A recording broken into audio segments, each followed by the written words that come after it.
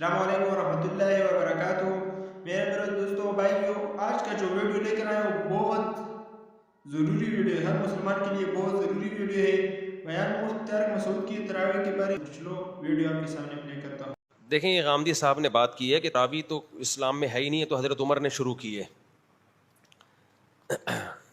حضرت عمر نے تراویح شروع کی ہے، جس طرح سے شروع کی اس سے پہلے ہمیں ابو بکر کے دور میں یہ نہیں ملتی، اور نبی صلی اللہ علیہ وسلم نے بھی ختم کی ہے تراویح، 3 دن پڑھائی، اس کے بعد آپ نے کہا کہ یہ فرض نہ ہو جائے، حضرت عمر نے شروع کی۔ ہم کہتے ہیں آپ نبی کے عمل کو دلیل بنا رہے ہیں کہ نبی سے ثابت نہیں ہے، بلکہ نبی سے چھوڑنا ثابت ہے نا آپ صلی اللہ علیہ وسلم سے، تو نبی کے عمل کو اگر آپ دلیل بنا رہے ہو تو نبی کے قول کو کیوں دلیل نہیں بنا رہے؟ علیکم بسنتی وسنت الخلفاء الراشدین المہدیین، میری اور خلفاء راشدین کی سنت کو فالو کرو۔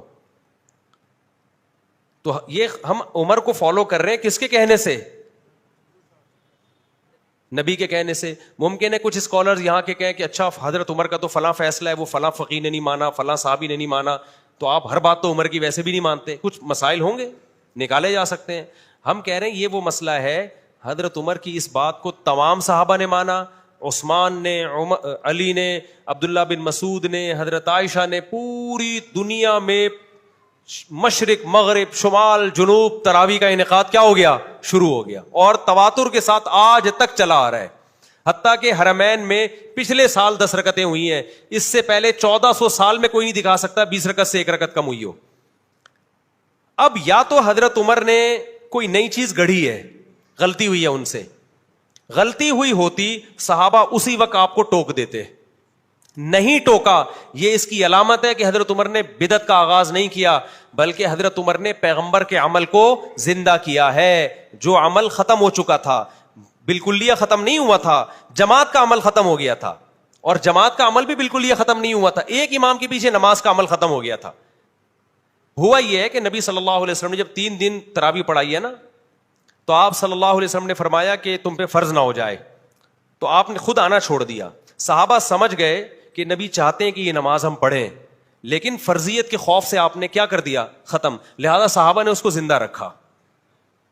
مسجدوں میں صحابہ آتے، ابو بکر کے دور میں تراویح ہوتی تھی، عشاء کے بعد لوگ مختلف قاریوں کے پیچھے جماعت کی نماز سے قرآن سنتے تھے، ان کے پیچھے اتنی لمبی لمبی نمازیں ہوتی تھیں کہ سحری کے وقت میں جا کے ختم ہوتی تھی، عشاء کے بعد شروع ہوتی تھی۔ حضرت عمر جب آئے، حضرت عمر نے دیکھا کہ انہوں نے فرمایا کہ تم نے تو قرآن کو ٹکڑے ٹکڑے بنا لیا ہے، ایک مسجد میں اتنی جماعتیں کیوں ہو رہی ہیں؟ حضرت عمر نے یہ نہیں کہا کہ تم نے یہ بدعت کہاں سے ایجاد کی۔ دیکھو، رمضان کے علاوہ اگر یہ مسجد نبی میں عمل ہوتا، حضرت عمر اس کو باقی رکھتے؟ حضرت عمر کہتے بھائی نفل نمازیں انفرادی پڑھو نا، یہ اتنی جماعتیں کیوں ہو رہی ہیں؟ عشاء کی جماعت ہو گئی، اپنے اپنے گھروں میں جاؤ، تہجد پڑھنی ہے انفرادی پڑھو۔ حضرت عمر کو اس پہ اشکال نہیں تھا اتنی جماعتیں کیوں ہو رہی ہیں۔ سمجھتے ہو کہ نہیں سمجھتے؟ اس کا مطلب حضرت عمر جانتے تھے کہ رمضان میں نبی سے یہ سب کیا ہے؟ ثابت ہے۔ اور حضرت عمر یہ بھی جانتے تھے کہ یہ جو اہل حدیث حضرات حدیث پیش کرتے ہیں کہ نبی رمضان غیر رمضان میں 8 رکعت پڑھتے تھے، یہ اس موقع کی نہیں ہے، کیونکہ وہ انفرادی پڑھتے تھے، جماعت سے نہیں پڑھتے تھے۔ اگر وہ اس حدیث کو حضرت عمر فالو کرتے تو ان سے کہتے نبی نے 8 پڑھی ہیں، انفرادی پڑھی ہیں، تم بھی 8 پڑھو اور انفرادی پڑھو، انڈیویجولی پڑھو، جماعت کی تم کو اجازت نہیں ہے۔ حضرت عمر نے اس حدیث سے استدلال کیا جو نبی نے 3 دن پڑھی ہے، وہ والی نہیں تھے جو بخاری کی 8 رکعتیں، وہ کتنی رکعتیں تھی اس کے بارے میں ایک ضعیف روایت ہے 20 رکعتیں، لیکن حضرت عمر سے اس روایت کی تائید ہوتی ہے کہ وہ 20 ہی تھیں۔ تو اب کیا ہے کہ حضرت عمر نے ان سب کو کہا کہ تم لوگ انفرادی طور پر نمازیں پڑھ رہے ہو، ایک امام کے پیچھے میں تمہیں جمع کروں گا۔ تو حضرت عمر نے کہا کہ مسجد میں امام کون ہوگا؟ ایک۔ وہ کتنی شروع کروائیں؟ ایک روایت میں 8 ہے، دوسری میں 20 ہے۔ 20 والی روایت کو صحابہ نے بھی لیا، چاروں اماموں نے بھی لیا۔ 8 رکعت والی روایت کو صدیوں تک کسی نے لفٹ نہیں کرائی، صدیوں تک، پوری روئے زمین پر نہیں ہوتی تھی، پوری۔ علامہ شامی نے 150-200 سال پہلے لکھے پوری روئے زمین پر 20 رکعت سے کم 1 رکعت بھی تراویح نہیں ہو رہی۔ اس کے بعد اہل حدیث نے کیا کہا؟ کتنی ہوتی ہیں؟ 8۔ ٹھیک ہے، کچھ علماء نے اس دور میں بھی کہا تھا کہ 8 ہوتی ہیں، ان کی بات کسی نے نہیں مانی، کیونکہ یہ بالکل شاذ قول تھا نا، اجماع امت کے خلاف قول تھا،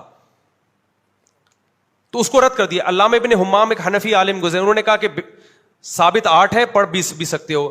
انہی کے بیٹے نے جو علماء تھے انہوں نے نفی کی، بھائی یہ میرے ابا کا تفرد ہے، ٹھیک ہے نا، یہ ان کی اپنی رائے ہے، یہ قابل قبول رائے نہیں ہے۔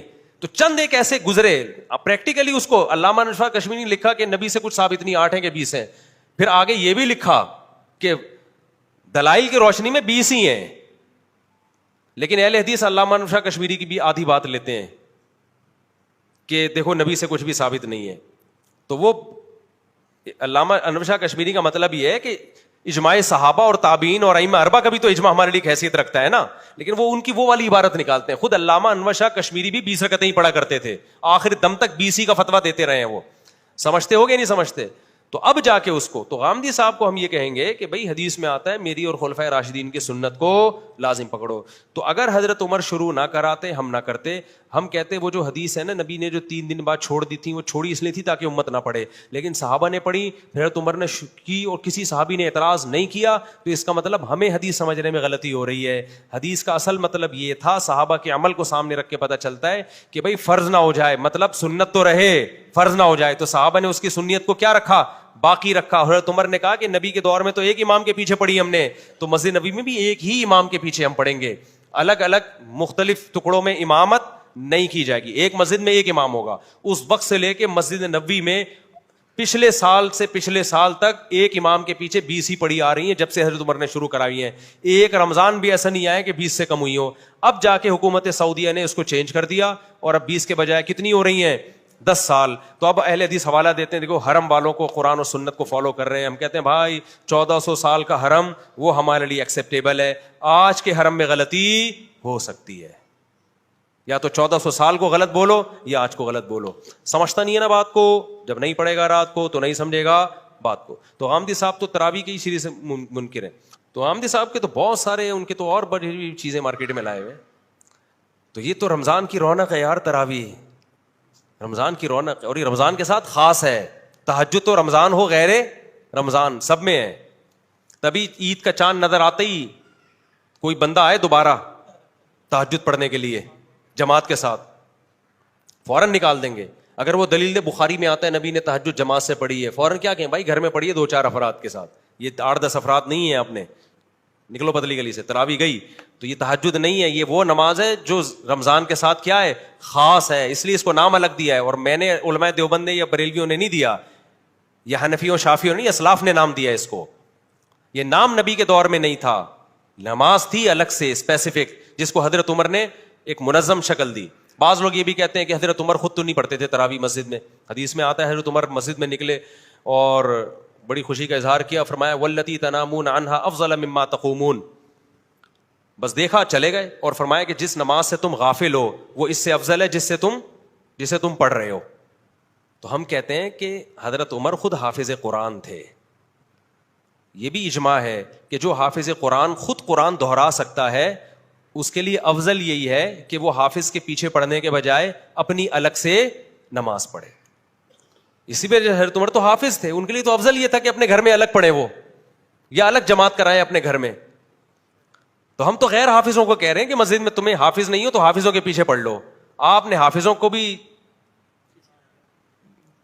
غائب کر دیا اور بالکل ہی آپ نے انکار ہی کر دیا اس کا.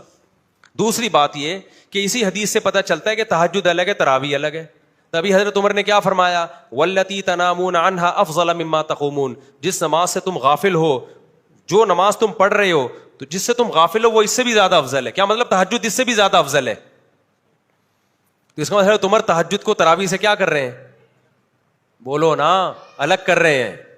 اور یہ کہتے ہیں کہ تہجد تراویح ایک ہی ہے. تو اس حدیث سے تو پتہ چل رہا ہے کہ تہجد الگ ہے, تراویح الگ. اب یہاں ایک سوال پیدا ہوتا ہے, اتنا تو پتہ چل گیا کہ تہجد افضل ہے, تراویح کیا ہے, بولو کم افضل ہے. تو خوب سمجھ لیں, بعض دفعہ ایک چیز کم افضل ہوتی ہے لیکن اس کی تاکید زیادہ ہوتی ہے, بعض دفعہ ایک چیز افضل ہوتی ہے لیکن اس کی تاکید کیا ہوتی ہے, کم ہوتی ہے. جیسے آپ فجر کی 2 سنتیں پڑھتے ہیں, فجر سے پہلے 2 سنتیں, تاکید اس کی زیادہ ہے, ثواب تہجد کا زیادہ ہے. ظہر سے پہلے 4 سنتیں پڑھتے ہیں, سنت موقدہ ہیں, تہجد سنت موقدہ نہیں ہے, ثواب تہجد کا زیادہ ہے. لیکن تہجد چھوڑ دو قابل ملامت نہیں ہو, سنت موقدہ چھوڑ دو قابل ملامت ہو. ہمیں جس اہتمام سے صحابہ سے تراویح کی جماعت ملتی ہے اور رمضان کے ساتھ، اور نبی صلی اللہ علیہ وسلم کے بار بار آپ کے ارشادات، من قام رمضان من صام رمضان، جو رمضان میں قیام کرے، رمضان میں روزہ رکھے، قیام رمضان، صیام رمضان، قیام، پتہ چلا وہ قیام جو رمضان، یہ قیام رمضان کے ساتھ خاص ہے، تو صحابہ نے اس کو تراویح ہی کو قرار دیا ہے، اس لیے علماء کہتے ہیں سنت مؤکدہ ہے۔ تو اصل فضیلت تہجد کی ہے، لیکن تراویح سنت مؤکدہ ہونے میں اس کی فضیلت کیا ہے؟ تہجد سے زیادہ، اس کو جزوی فضیلت کہتے ہیں، ایک خاص چیز میں تراویح کی فضیلت زیادہ ہو گئی ہے۔ اور اس حوالے سے دیکھا جائے کہ تہجد میں صحابہ جو قرآن پڑھتے تھے، آج لوگ تراویح میں خود قرآن نہیں پڑھ سکتے۔ قرآن کے سننے اور خاتمے کے اعتبار سے بھی، قرآن کے ختم قرآن کے اعتبار سے بھی تراویح کی فضیلت تہجد سے کیا ہے؟ زیادہ ہے، کیونکہ اکثر لوگ حافظ نہیں ہیں، وہ تہجد میں قرآن تھوڑی ختم کر پاتے ہیں، سمجھتا نہیں ہے نا۔